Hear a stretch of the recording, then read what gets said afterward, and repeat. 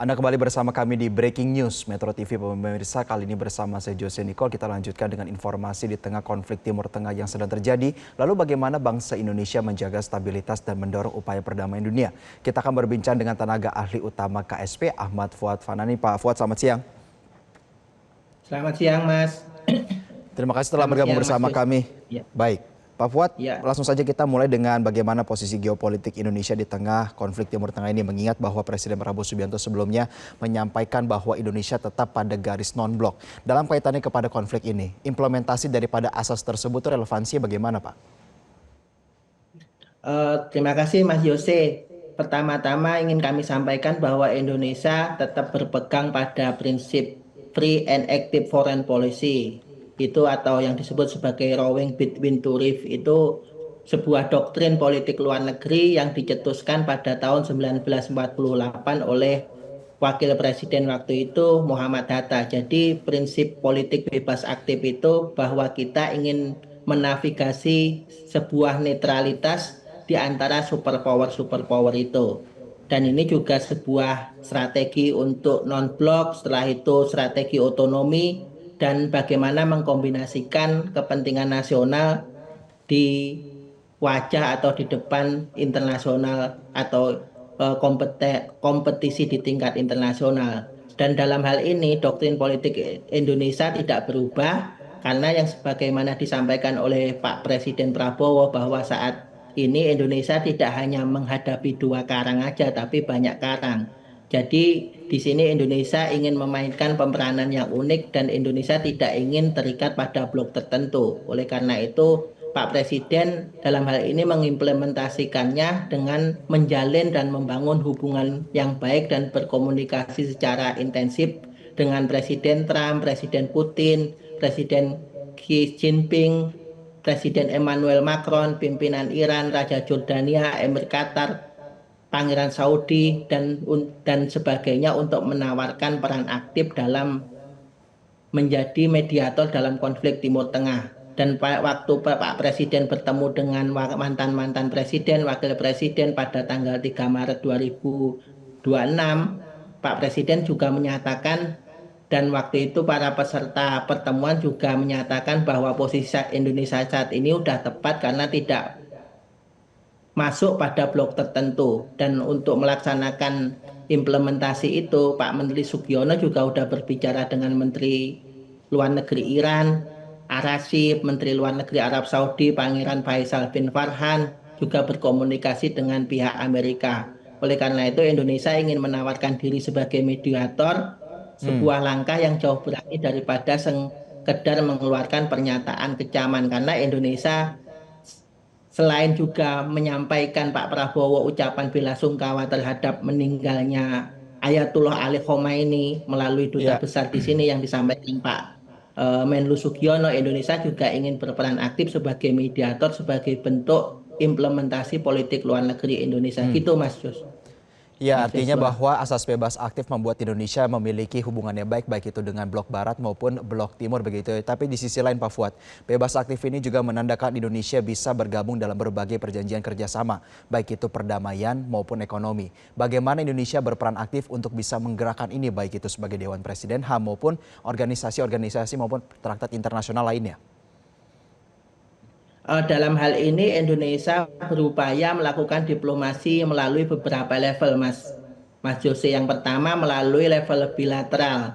Melalui level bilateral itu Indonesia aktif berkomunikasi dengan misalkan dengan Menlu Iran, Menlu Amerika, juga dengan Menlu-Menlu negara yang lain terutama di Timur Tengah. Yang kedua melalui aspek multilateral. Jadi Indonesia bergabung dengan negara-negara tertentu yang menjadi penentu ekonomi dan politik dunia. Misalkan keaktifan Indonesia aktif bergabung dalam BOP, setelah itu Indonesia aktif dalam BRICS, setelah itu Indonesia aktif dan nanti bulan April akan menyelenggarakan dan menjadi tuan rumah konferensi developing countries yang negara 8 itu, juga di forum-forum internasional yang lainnya. Dan yang ketiga, Indonesia melakukan hal itu mengimplementasinya melalui diplomasi kemanusiaan. Jadi Indonesia tetap mengirimkan bantuan ke negara-negara yang berkonflik, mengirimkan bantuan, memberikan beasiswa, memberikan bantuan pendidikan, kesehatan, dan sebagainya. Itu semua dalam rangka untuk menunjukkan dan mengimplementasikan politik bebas aktif Indonesia di tingkat dunia, tapi tetap berpegang teguh pada konstitusi, gitu Mas. Ya. Pak Fuad, di sisi lain juga yang menjadi kekhawatiran adalah bagaimana konflik di Timur Tengah ini bisa bergeser menjadi sebuah konflik yang asimetrikal. Tidak lagi antar rudal bersenjata antara Amerika Serikat, Israel, dan Iran, tetapi juga bagaimana Selat Hormuz juga berdampak kepada ekonomi dan lain sebagainya. Indonesia bergabung di BRICS. BRICS banyak sekali negara-negara anggotanya merupakan negara yang memiliki hubungan diplomatik yang baik dengan Iran. Bagaimana hal-hal yang berkaitan dengan ekonomi ini juga menjadi upaya untuk perdamaian di Timur Tengah bisa dieskalasi oleh Indonesia? Sebetulnya Indonesia mengantisipasi itu dengan misalkan untuk saat ini Indonesia menyiapkan dan mengantisipasi tentang pasokan energi, cadangan Indonesia, minyak dan sebagainya. Jadi kita harus melihat bahwa 20% pasokan minyak Indonesia itu kan tergantung dari Selat Hormuz itu, tapi Indonesia juga melakukan perdagangan dengan negara-negara yang lain. Untuk menghalangi dampak itu atau meminimalisir dampak itu, Indonesia berupaya dan berusaha secara serius agar konflik dan perang itu bisa selesai, Mas. Itu kan karena seperti yang disampaikan oleh Sekjen PBB, Guterres, bahwa sebetulnya ini harus segera diselesaikan karena dampaknya tidak hanya politik tapi juga ekonomi. Yang terkena tidak hanya negara-negara mitra Iran. Tadi sebagaimana disampaikan bahwa di situ ada aliansi-aliansi besar, misalkan Amerika yang didukung oleh Prancis, didukung oleh Jerman, dan beberapa Inggris juga. Di sisi lain Iran yang didukung oleh Rusia dan Cina, itu kan menjadikan Indonesia dalam posisi yang dilematis. Oleh karena itu, untuk mencari jalan keluarnya, Indonesia ingin menjadi mediator. Mediatornya itu tentu tidak hanya Indonesia sendiri. Misalkan Indonesia kan dalam kepemimpinan D8, di situ kan ada eh, Ya. Iran, dan Iran di situ kita hubungannya kan sangat erat. Kita punya hubungan yang cukup lama dengan Iran, hampir 75 tahun, dan itu tentu saja sebuah modal kepercayaan dan modal sosial yang tinggi untuk mengurangi dan meminimalisir dampak konflik agar perdamaian itu bisa cepat tercapai, gitu Mas. Hmm. Pak Fuad, di sisi lain juga kalau kita berbicara soal regional dalam kaitannya kepada ekonomi dan perdamaian, negara-negara di Asia Tenggara dan juga negara Asia, benua Asia secara menyeluruh ini kan juga yang sangat terdampak terhadap konflik daripada Timur Tengah ini. Ada nggak komunikasi yang dilakukan dengan negara-negara baik itu Asia Tenggara ataupun benua Asia untuk secara kolektif mendorong dan menghalau faktor asimetrikal yang berpotensi bereskalasi di Timur Tengah ini? Iya, dalam hal ini Kementerian Luar Negeri melakukan komunikasi-komunikasi Pak Menlu dengan negara-negara Asia. Dalam hal ini Indonesia ingin agar institusi ASEAN itu diperkuat kembali, Mas. Kita kan karena kalau menghadapi superpower, Indonesia kan belum masuk sebagai superpower, tapi kita kan tidak mau seperti yang ada gajah bertarung, kita kan di tengah-tengahnya mati gitu. Oleh karena itu sebagai middle power, Indonesia ingin bersama negara-negara yang lain memperkuat kerjasama-kerjasama ASEAN itu agar kita itu punya solidaritas yang sama, kita punya kepedulian yang sama, dan kita ingin bahwa nasib rakyat Indonesia dan rakyat di Asia Tenggara itu bisa diselamatkan. Dan hal yang dilakukan juga Kementerian Luar Negeri kan aktif menjalin kerjasama-kerjasama dan komunikasi agar konflik itu tidak meluas ke wilayah-wilayah yang lain. Terutama kita kan kenapa kita ingin menjadi mediator di konflik Timur Tengah. Itu kan ada hampir lebih dari 1.000 orang Indonesia yang tinggal di sana. Setelah itu mereka butuh pertolongan. Setelah itu ada mereka butuh segera ada kontingensi dan sebagainya itu. Jadi persoalan yang di tingkat global hari ini memang sangat berdampak pada regional dan sangat berdampak pada nasional gitu. Dan itu yang menjadi concern Presiden Prabowo, Kementerian Luar Negeri, dan kementerian-kementerian dan lembaga terkait dan seluruh pemerintah gitu, Mas. Pak Fuad, Tadi Anda mengatakan bahwa Indonesia masih dalam posisi menawarkan diri sebagai mediator antara pihak-pihak yang saat ini tengah bersih tegang begitu ya. Duduk perkara Iya. kasus ini menurut pemerintah Indonesia ada di mana? Apakah pada akhirnya Indonesia tetap melihat bahwa hal yang berkaitan dengan alinea 1 bahwa sesungguhnya kemerdekaan itu adalah hak adalah segala bangsa, maka penjajahan di atas dunia harus dihapuskan, tetap dipertahankan? Iya, saya kira itu menjadi prinsip konstitusi utama ketika Indonesia aktif dalam gerakan-gerakan politik, gerakan perdamaian dari zaman dulu itu yang menjadi prinsip utama. Oleh karena itu, kita bisa melihat merujuk lagi ke sejarah bahwa misalkan pada tahun 1957 itu hanya 12 tahun setelah Indonesia merdeka, Indonesia kan mengirim pasukan perdamaian. Setelah itu pada tahun 1955 Pak Presiden Soekarno waktu itu menginisiasi konferensi Asia Afrika dengan negara-negara Asia Afrika. Pak Presiden Soeharto juga menginisiasi gerakan non-blok dan ASEAN. Jadi dalam kaitan ini kita melihat bahwa peran-peran perdamaian itu harus dijalankan oleh Indonesia dengan serius dan peran-peran mediasi ini harus dijalankan agar konflik tidak meluas gitu, Mas. Hmm. Lalu berkaitan dengan upaya ingin menjadi mediator ini, salah satu yang sudah berlangsung ini kan Pak Fuad adalah negara Oman yang sempat sudah melakukan menjadi mediator, dan di sisi lain juga Indonesia sekarang menawarkan diri. Melihat kebatinannya sekarang begitu Pak Fuad antara Iran dan juga Amerika Serikat dan Israel, apakah masih ada optimisme bahwa mereka antar aktor ini masih ingin untuk berdialog?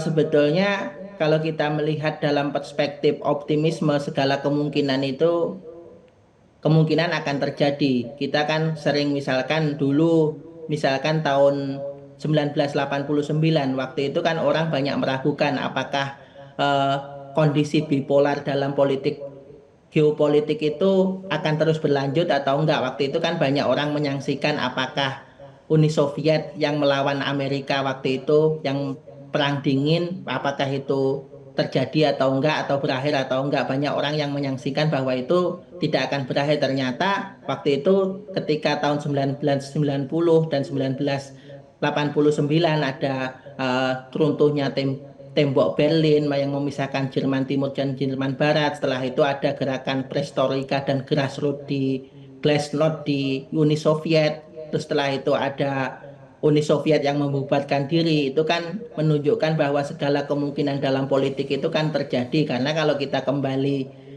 ke definisi politik itu kan the art of possible, the art of possibility, dan seni meramu kemungkinan-kemungkinan. Dalam hal ini maka sebuah upaya untuk menjalankan dan menawarkan mediasi itu sebetulnya sebuah upaya untuk menjemput harapan-harapan baru itu dan melakukan dan menunjukkan kemungkinan-kemungkinan positif itu masih bisa dicapai gitu, Mas. Tentu saja Hmm. Indonesia tidak hanya sendiri, karena misalkan di BOP itu sendiri itu kan ada negara-negara, 7 negara yang lain bersama Indonesia, dan mereka bisa bersama-sama bekerja sama untuk menjadi mediator, dan Indonesia tentu akan punya bargaining atau akan melakukan kerjasama dengan negara-negara yang lain baik di negara barat atau di negara Muslim gitu, Mas. Ya. Ya, Pak Fuad, karena Anda sudah membahas soal BOP, coba mungkin kita ingin bertanya sedikit teknis begitu ya sebagai bentuk edukasi juga ke masyarakat.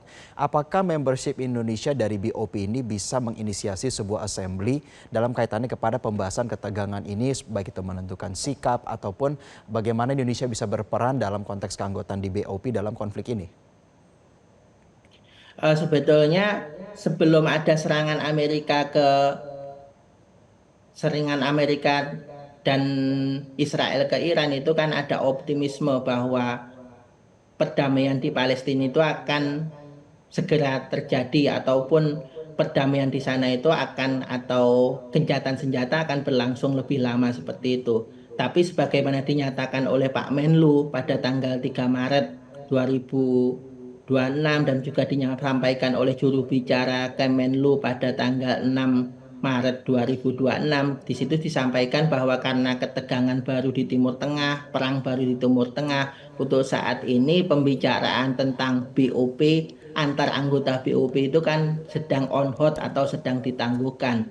Tapi kita tetap optimis bahwa sebetulnya BOP itu menjadi salah satu sarana untuk apa namanya menjadikan perdamaian di Timur Tengah itu bisa dicapai gitu, Mas. Pak Fuad di sisi lain juga melihat dinamika yang terjadi di wilayah Timur Tengah dalam kaitannya kepada Iran telah menentukan supreme leader terbaru mereka, yaitu Mojtaba Khomeini, Ya. Ayatollah Mojtaba Khomeini. Apa yang menjadi sikap daripada Indonesia berkaitan dengan penunjukan baru supreme leader ini? Indonesia tentu menghargai karena itu bentuk kedaulatan sebuah negara untuk menentukan pemimpinnya. Dan karena dalam teori kepemimpinan itu kan sebuah negara tidak bisa kosong tanpa adanya pemimpin yang tertinggi. Tentu kita mengapresiasi karena Iran segera menunjuk pemimpin tertingginya. Dengan adanya pemimpin tertingginya itu kan sebetulnya akan lebih mudah mewujudkan dialog itu sendiri karena kita tahu siapa pihak-pihak yang dituju, siapa pihak-pihak yang kita ajak dialog, siapa pihak-pihak yang kita ajak negosiasi dan tentu saja sampai hari ini pemerintah Indonesia kan terus berkomunikasi dengan pihak-pihak Iran melalui Duta Besar Indonesia yang ada di Indonesia gitu Mas. Jadi kita menghargai dan mengapresiasi bahwa Iran telah menentukan pemimpinnya sendiri berdasarkan prinsip musyawarah mufakat yang mereka miliki dan mereka laksanakan dan itu tentu sebuah kemajuan bagi Iran karena di Iran saat ini tidak lagi ada vakum of power, tidak ada vakum kepemimpinan atau vakum penguasa seperti itu. Hmm. Pergantian pemimpin ini dalam konteks ketegangan di Timur Tengah, Pak Fuad, juga sebenarnya menjadi perhatian baru antara pihak-pihak yang sedang berkonflik. Dalam artian Presiden Trump menyampaikan bahwa menyampaikan sebuah pendapat yang kurang berkenan atas pergantian daripada rezim ini. Bagaimana Indonesia melihat bahwa transisi kepemimpinan ini sebenarnya adalah hak dari semua negara yang berdaulat? Ya, kita melihat bahwa Indonesia karena tidak ingin berpihak, karena kita ingin tetap politik bebas aktif, kita tentu melihat bahwa kepemimpinan sebuah negara itu, kepemimpinan sebuah bangsa atau presiden yang dipilih atau pemimpin yang tertinggi dipilih itu hak hak mereka sendiri itu kan seperti dalam prinsip demokrasi dari rakyat oleh rakyat dan untuk rakyat. Jadi kita melihat bahwa Indonesia tetap menghargai pemimpin itu, tapi kalau Trump dalam hal ini mengecam, Indonesia tidak bisa mengintervensi karena Indonesia tidak masuk dalam wilayah kebijakan politik luar negeri Trump itu sendiri. Dan tapi di sisi yang lainnya Indonesia tetap berusaha bahwa Indonesia itu bisa mengambil jalan tengah. Dalam hal ini Pak Prabowo juga punya hubungan dekat dengan Presiden Trump. Pak Prabowo, Pak Presiden dalam hal ini bisa saja nanti direncanakan untuk berkomunikasi agar konflik di Timur Tengah itu bisa segera diselesaikan gitu Mas. Ada jalan damai karena kalau kita melihat kalau konflik ini terus berlanjut, perang terus berlanjut, itu kan Ya, terutama ada penutupan Selat Hormuz, terus yang menjadi korban kan pasti banyak rakyat-rakyat sipil itu sendiri. Dan di ya. situ misalkan kalau kita melihat di sana eh, warga negara Indonesia yang ada di Teheran dan di Iran dan di wilayah-wilayah lain kan sangat banyak. Dan dalam hal ini pemerintah kan sudah melakukan evakuasi terhadap 32 WNI pada tahap pertama dari Teheran melalui jalur, jalur darat ke Baku Azerbaijan itu. Dan di situ sampai hari ini pemerintah terus memperhatikan kondisi warga negara Indonesia yang ada di luar negeri karena itu merupakan tanggung jawab pemerintah Indonesia yang harus menjaga hak-hak mereka, hak baik ada yang ditinggal di dalam negeri ataupun di luar negeri gitu Mas. Ya, Pak Fuad, terakhir sebagai penutup berkenan singkat saja, apa yang menjadi sikap pemerintah sebagai himbauan juga kepada masyarakat, mengingat bahwa perhatian sudah datang dari masyarakat karena konfliknya tidak lagi bersenjata, tetapi juga dampak asimetrikalnya dan juga dampak ekonomi sudah hampir terasa ke Indonesia. Silakan. Iya, pemerintah ingin pada hari ini ingin fokus agar perdamaian itu segera terjadi, perang segera diakhiri dan semua pihak mau melakukan gencatan senjata dan melakukan penutup pengakhiran konflik itu karena konflik itu akan berdampak sangat luas juga. Dalam hal ini, pada hari ini fokus diplomasi Indonesia itu mencakup tiga hal. Yang pertama memastikan keselamatan WNI di kawasan terdampak tidak hanya di Iran tapi di negara-negara Arab yang lainnya, negara-negara Timur Tengah yang lainnya. Yang kedua fokus politik luar negeri Indonesia adalah mengantisipasi dampak tidak langsung terhadap stabilitas global baik berupa keamanan maupun ekonomi. Dan yang ketiga, pemerintah mendorong semua pihak untuk menahan diri kembali pada jalur dialog dan menghormati hukum internasional serta piagam PBB. Dan kita berharap agar tiga hal prinsip itu menjadi panduan semua warga Indonesia dan juga baik yang ada di dalam negeri maupun di luar negeri, agar kita semua tentu berharap dan berusaha keras agar perang itu segera berakhir dan perdamaian itu akan segera menjadi nyata. Gitu Mas. Baik, semoga apapun yang diupayakan oleh Indonesia dapat terrealisasi untuk mencapai perdamaian dunia ya. Terima kasih Pak Ahmad Fuad Fanani, tenaga ahli utama KSP telah bergabung bersama kami pada Breaking News Metro TV siang hari ini. Jelajahi cara baru mendapatkan informasi. Download Metro TV Extend sekarang.